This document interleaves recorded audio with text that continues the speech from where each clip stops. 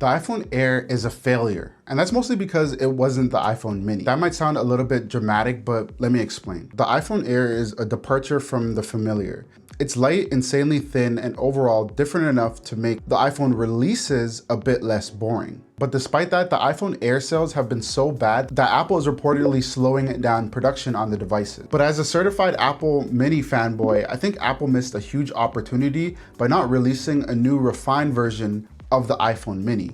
Here's why. One, true portability is dead. The iPhone 13 mini was perfect for your pocket. It was small, easy to carry around, and felt like it was barely there. Now, to give it its credit, the iPhone Air is very similar to this. But personally speaking, and this might sound crazy to some people, I just wouldn't call it portable. And that's mostly because of the display size. It's a larger phone in comparison to the iPhone 17 Pro, and that's because the display size is 6.7 inches. So the Air might be thinner, but it's still a big phone. Now, maybe I might be wrong in my judgment, but I don't know if people exactly want a thinner phone. They might just want a more comfortable phone. The next reason why is because I think that the iPhone Air doesn't really have an identity. A lot of people ended up returning the Air after the wow factor wore off. Why? Mostly because it didn't know what it wanted to be, and on top of that, it had certain drawbacks, like one camera and a higher price point.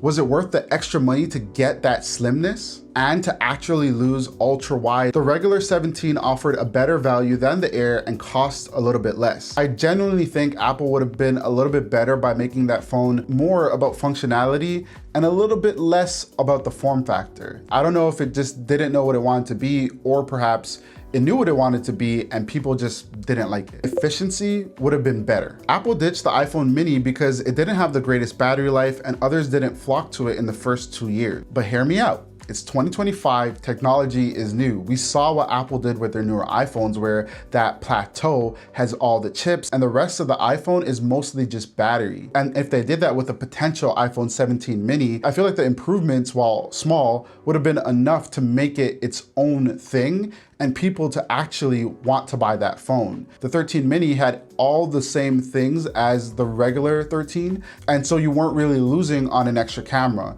and you were saving money. I don't know, I think it just makes sense. But yeah, that's what I think. Let me know what you think down below in the comments. Why do you think that the iPhone 17 Air just isn't selling as well? And yeah, I'll see you in the next one. And one more thing, the Blue Jays are gonna win against the Dodgers tonight. Bet me in the comments below, straight up. I'm being honest with it. Anyways, I gotta go, it's Friday. Let's get out of here, have a good weekend.